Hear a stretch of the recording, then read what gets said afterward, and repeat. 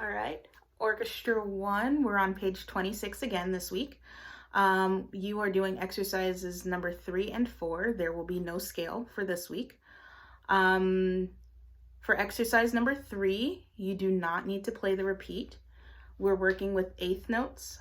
All the notes are on the G string. You're going to play your fourth finger D, violins and violas. Cellos, you can play open D. And if you want to challenge yourself, try and play the third measure of number 3 with your fourth finger, and I'll go over that in your cello video for you. For exercise number 4, we have a first and second ending, so we do need to make sure that we take repeats and do the first and second ending, just as we did on page 24 when we were doing exercise number 1. You had that first and second ending.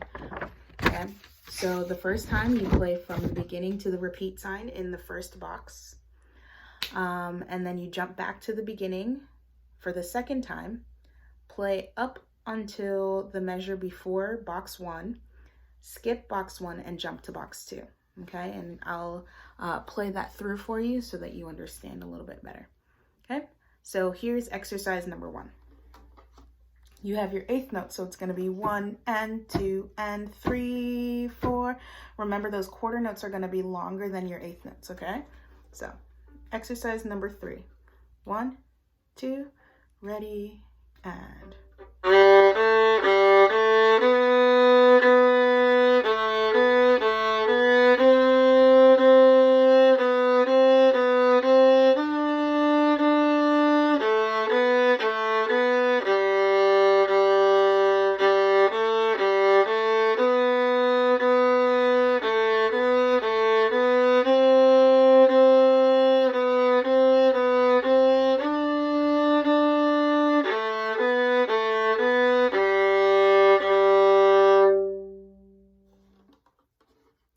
I played that twice for you guys, but you only need to play through it once.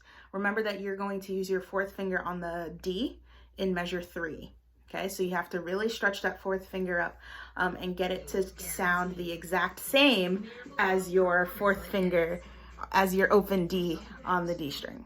Okay. Now exercise number 4. On exercise number 4, we're working on dynamic contrast. So when you start, you're going to start with the piano, and when you do the repeat, you're going to play forte. To play piano, you can think about the placement of your bow, if you're going to be closer to the fingerboard or if you're going to be closer to the bridge. For pianos, we're closer to the fingerboard.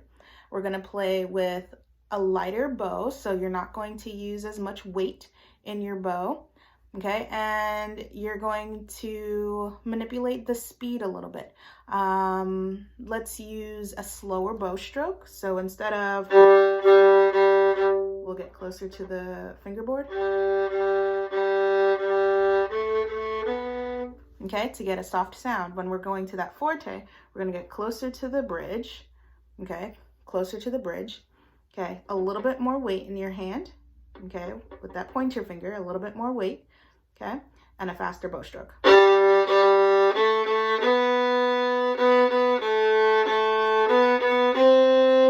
Okay, so exercise number 4, remember we're in 3/4, so 3 beats per measure.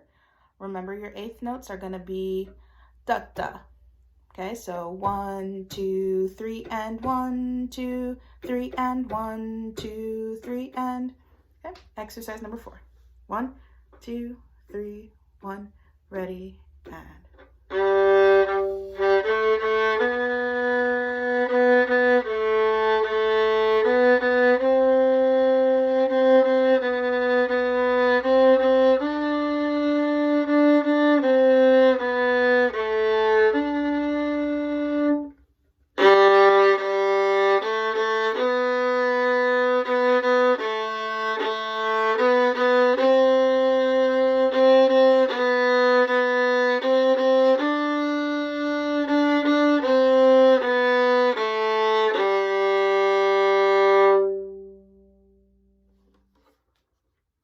If you guys have any questions, please feel free to email me and I will help you out.